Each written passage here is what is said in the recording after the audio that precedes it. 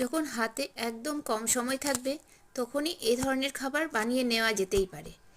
আর এটা ছোট থেকে বয়স্ক পর্যন্ত এবং অসুস্থ রোগী পর্যন্ত সবার জন্য খুব প্রয়োজনীয় এবং উপকারী খাবার। আমি প্রথমে একটা প্রেসার কুকার নিয়ে নিয়েছি, তার মধ্যে কিছু জল গরম হয়ে গেলেই যা ঘরে ছিল সমস্ত সবজিগুলো টুকরো টুকরো করে কেটে দিয়ে দিয়েছি, আর কিছু গোবিন্দভোগ চাল আর মুগের ডাল একসঙ্গে ধুয়ে সবজিগুলোর মধ্যে দিয়ে দিয়েছি, সঙ্গে সয়াবিন দিয়েছি। সয়াবিন যেহেতু খুব উপকারী প্রোটিন খাবার, তাই সয়াবিন আর সঙ্গে কিশমিশ, লবণ হলুদ পরিমাণ মতন তো দিতেই হবে।